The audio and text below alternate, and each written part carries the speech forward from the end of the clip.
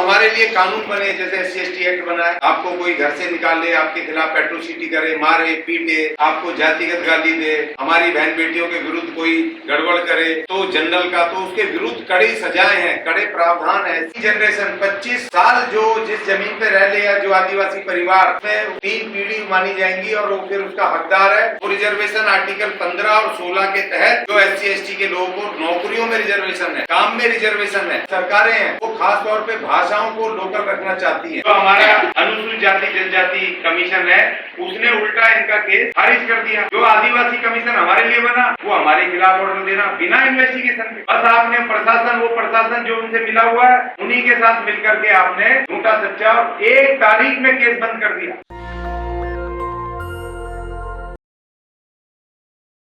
का सेमिनार जो है नई दिल्ली में ये आयोजित किया गया है, इसका मकसद एक तो ये कि हम चर्चा करें कि हमारे अनुसूचित जाति जनजाति के जो स्पेशल अधिकार है भारत के संविधान में, वो आर्टिकल 14 से लेकर के और आर्टिकल 31 तक मूल अधिकारों में, और उसके बाद जो आर्टिकल 330 से लेकर के और 342 तक, और उसके बाद जो हमारे देश के अलग से उन संविधान के अंदर जो हमारे लिए कानून बने, जैसे SC/ST एक्ट बना है, आपको कोई घर से निकाले, आपके खिलाफ एट्रोसिटी करे, मारे पीटे, आपको जातिगत गाली दे, हमारी बहन बेटियों के विरुद्ध कोई गड़बड़ करे तो जनरल का, तो उसके विरुद्ध कड़ी सजाएं हैं, कड़े प्रावधान है SC/ST एक्ट। और जो आदिवासी हैं, जो जंगलों में रहते हैं, जो शेड्यूल एरियाज हैं या नॉन शेड्यूल एरियाज भी हैं, जो आदिवासी ट्राइबल जनजातियां हैं,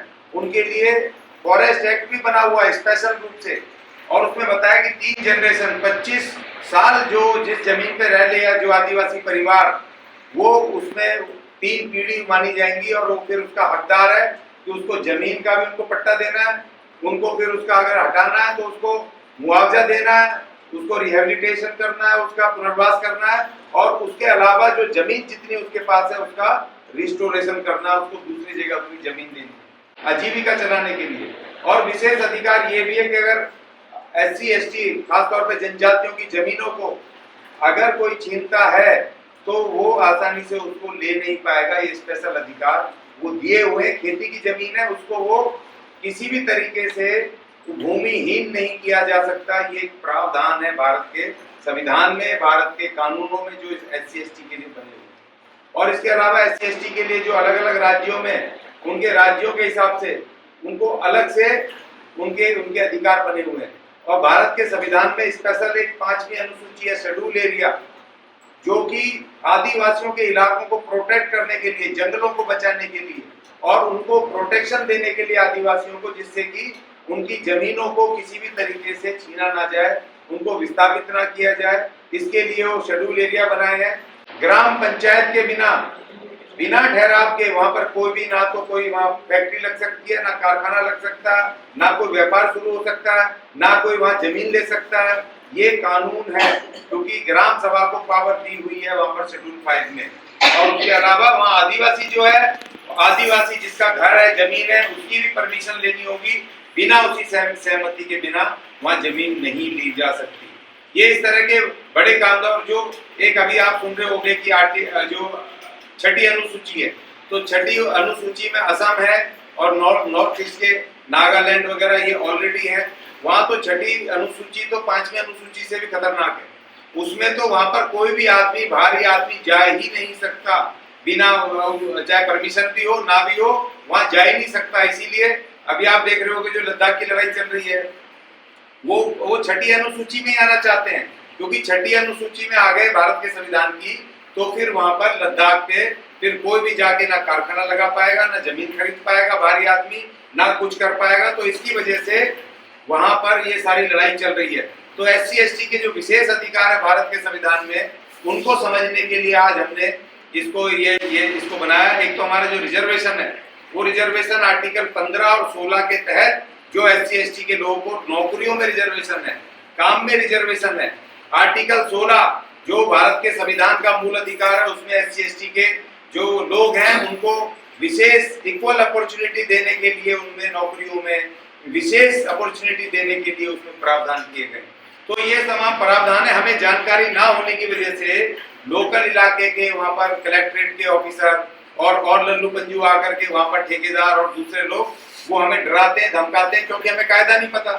अभी जो आमगांव वाले साथी बैठे पाल करके, उनके वहां पर जो मैंने उनका केस पढ़ा पूरा, वो जो पहले उनका 20 साल 30 साल पहले जो वहां पर जवार के एसडीएम ने वहां आप लोगों के बाप दादाओं के नाम थे उसमें, जो उसमें कुल कायदे में, लेकिन उसने वो निकाल दिया और उनको पता भी नहीं है, क्योंकि प्रशासन उनके हाथ में सब कम पढ़े लिखे थे।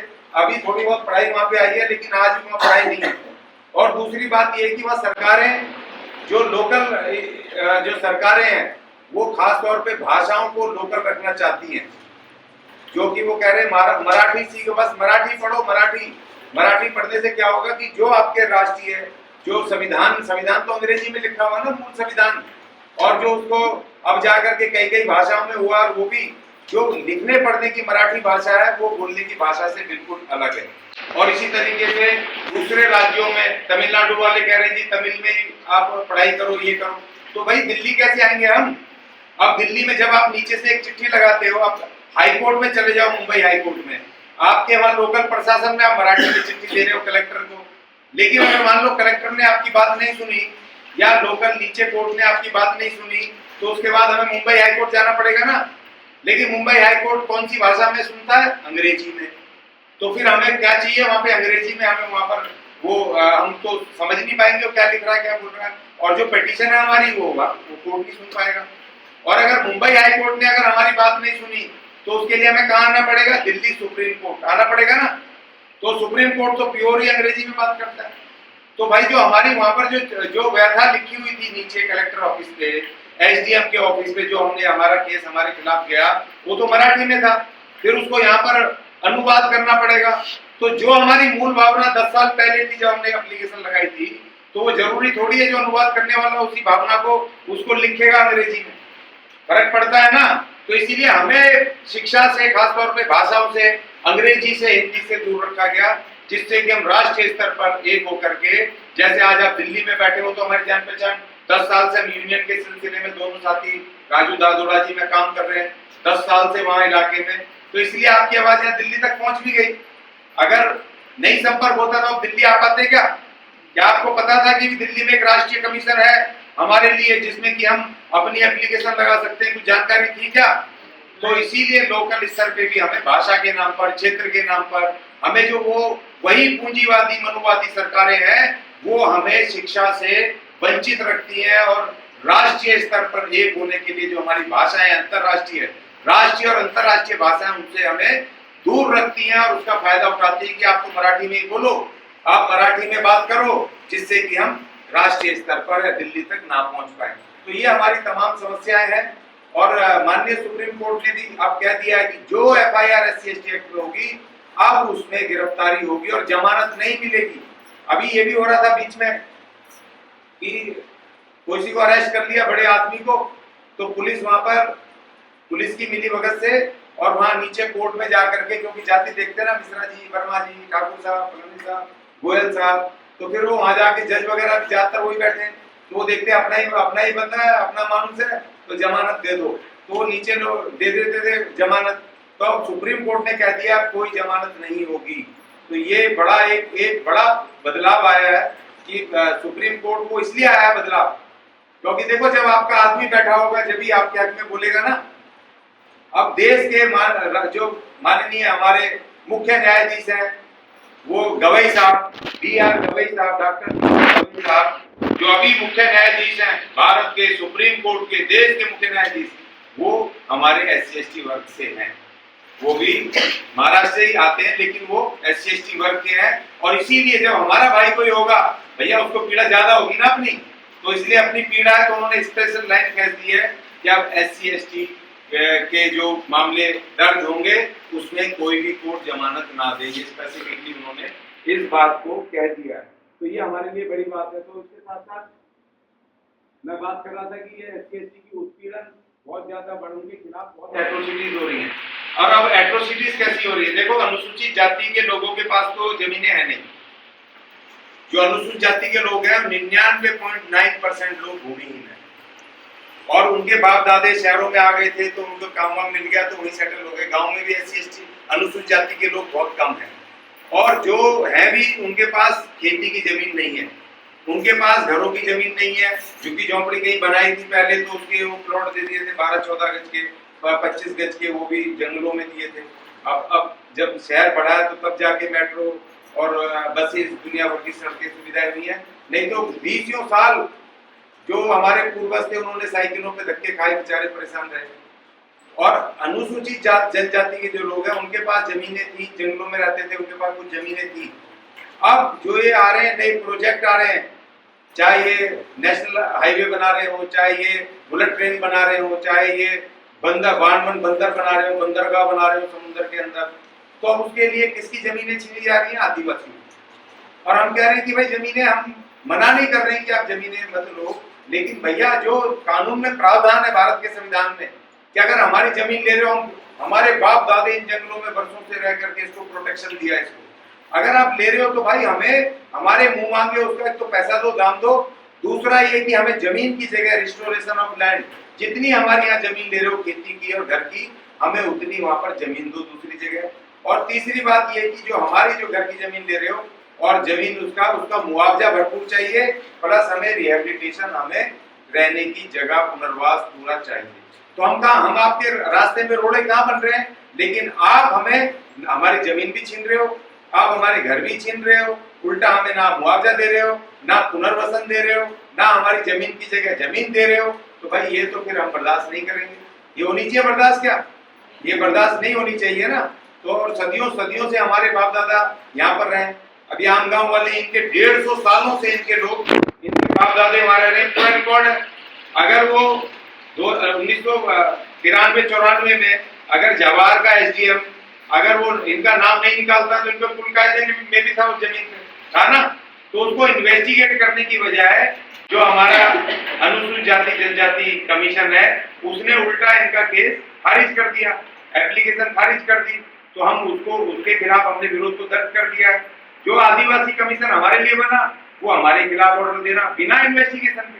भाई इन्वेस्टिगेशन का मौका करो, आप कम से कम हमारी स्टेटमेंट लो, हमारी व्यथा सुनो, हमारे पूछो तो सही हमारे पास क्या कागज है कि नहीं है। बस आपने वो प्रशासन जो उनसे मिला हुआ है उन्हीं के साथ मिलकर के आपने झूठा सच्चा 1 तारीख में केस बंद कर दिया।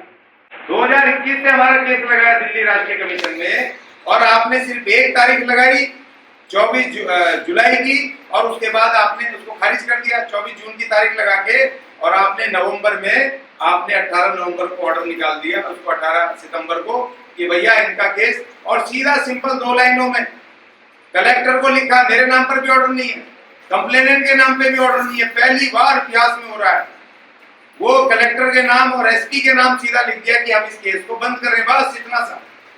कोई रीजन नहीं, कोई कारण नहीं कि आपने कोई इन्वेस्टिगेशन किया, उसमें ये रिकमेंडेशन दी गई, उसमें ये पाया गया इसलिए हम बंद कर रहे हैं। कुछ तो बताओ, रीजन तो दो। 4 लाइन लिख करके आपने उसको बंद कर दिया। तो ऐसी स्थिति है। अभी प्रशासन जो कमीशन बाबा साहब ने हमारे लिए बनाए, वो कमीशन भी अब हमारे खिलाफ काम कर रहे हैं। तो आगे बढ़ाने के लिए आज प्रस्ताव लेंगे। देश की जो हमारी राष्ट्रपति हैं उनको हम, महामहिम जी को हम चिट्ठी भेजेंगे, क्योंकि ये कमीशन SC ST कमीशन दोनों माननीय राष्ट्रपति जी के उन्हीं के अधीन है, उन्हीं के हस्ताक्षर से ये बनते हैं, प्रेसिडेंट वगैरह बनते हैं। और ये SC कमीशन है, इसमें तो हमारे बहुत आज 4-4 साल हो गए, 5-5 साल हमारे केस पेंडिंग है, कोई सुनवाई नहीं, चिट्ठी पत्री, कोई हेयरिंग नहीं लग रही है, कोई काम नहीं हो रहा है, सब पेंडिंग के पेंडिंग। हमारे वर्कर बेचारे धक्के खा रहे हैं, जबकि हमें विशेष अधिकार ये दी गई। मई 2024 से लेकर के अप्रैल 2024 तक इनको 12-12 हजार रुपए कैश पगार देता था, 12 हजार रुपए कैश। जबकि कानून ये है अभी इस समय कि कैश कोई भी, चाहे ठेकेदार हो, चाहे वो कोई कंपनी हो, संस्था हो, प्राइवेट सेक्टर हो, सरकारी हो, कैश कोई भी तनख्वाह नहीं देगा, वेतन नहीं देगा, उसको या तो चेक द्वारा देनी पड़ेगी या फिर उसको कर्मचारी के बैंक का खाता खुलवा के बैंक में ट्रांसफर करना पड़ेगा। वेतन कैश नहीं दे सकते, ये बिल्कुल गैर कानूनी है। तो लेकिन दिल्ली जैसे शहर में बैठ करके, और जो राष्ट्रीय एक अपना वो है डिपार्टमेंट हेल्थ मिनिस्ट्री का, केंद्रीय हेल्थ मिनिस्ट्री का, स्वास्थ्य मंत्रालय का, CGHS नई दिल्ली के अंदर बैठ करके वहां पे वॉयलेशन हो रहे हैं, कानून की धज्जियां उड़ाई जा रही है। और यहाँ पर 12-12 हजार वो देता था, अभी नया ठेकेदार आया ये मई 2025 से, उसने इनका 4 महीने का वेतन नहीं, 2 महीने का वेतन नहीं दिया और 2 महीने के 13-13 हजार रुपए इनको कैश पकड़ा दिए। और जब मैंने केस लगाया इनका रेगुलाइजेशन का, परमानेंट होने का, तो जो CEO है उसका CGHS का, वहां का लोकल डिस्पेंसरी का, वो इनको कह रहा मैं तुम्हें काम पे नहीं रखूंगा, तुमने केस क्यों लगा दिया। बताओ, ये हमारा संवैधानिक अधिकार, हमारे लेबर कानून, हमारे संविधान में हमारा अधिकार, अगर तुम हमारी बात नहीं सुनोगे, हमारा शोषण हो रहा है, तो हमें संविधान ने अधिकार दिया ना हम कोर्ट में जाएं, अपने हक की बात कोर्ट तय करेगा। तुम कौन होते हो हमें रोकने वाले? हम कोर्ट में जा रहे हैं तो एक अधिकारी जो खुद कर्मचारी है, जो खुद अपॉइंट है, जिसको खुद तनख्वाह लेता है, वेतन भत्ते ले रहा है, आनंद ले रहा है, उस कर्मचारी को तकलीफ हो गई कि एक भारत का नागरिक, भाई हम ठेके पे हैं तो क्या हो गया, भारत के नागरिक है ना, तो हमारे उस पे हम कोर्ट क्यों चले गए, उसको तकलीफ हो रही है। आज एक हफ्ते से लड़ रहे हैं, दो साथी तो अपने मजबूर हो गए, लेकिन कोई बात नहीं, उनकी मैंने कंप्लेंट लगा दी है वहां पर जहां इनका केस पेंडिंग है। कानून है, अगर उनका केस पेंडिंग है, लग गया पक्के होने का, तो कोई भी प्रबंधन उनको काम से नहीं निकाल सकता जब तक केस चल रहा है, क्योंकि गुंडागर्दी कर रहा है और उसने कानून का उल्लंघन किया है, जिसका हमने प्रोटेस्ट डाल दिया है और वहां भी अथॉरिटी को दे दिया है। जज साहब को इनको मिलवा के लाया था कि 11 नवंबर को तारीख है, उन्होंने कह दिया निकाल नहीं सकते, जबकि उस अधिकारी ने चिट्ठी में लिखा है कि सेक्शन 33 उसमें बिल्कुल एक्टिव हो गया, आप निकाल नहीं सकते हो, लेकिन अधिकारी कह रहा है मैं नहीं मानता, जैसे कि उसकी अपनी संस्था है, खुद मालिक है वहां का। तो इसी वजह से वो गुंडागर्दी कर रहा है। ऐसा शोषण, ऐसा वायलेशन कानून का दिल्ली जैसे शहर में हो रहा है। नेशनल दस्तक की आपसे गुजारिश है कि अगर इसको बचाना चाहते हैं तो नेशनल दस्तक को सब्सक्राइब करने के लिए रेड कलर के सब्सक्राइब बटन को दबाएं, फिर बेल आइकन की घंटी दबाएं। नेशनल दस्तक को बचाने के लिए बहुत जरूरी है कि हर खबर को शेयर करें, लाइक करें, कमेंट जरूर करें।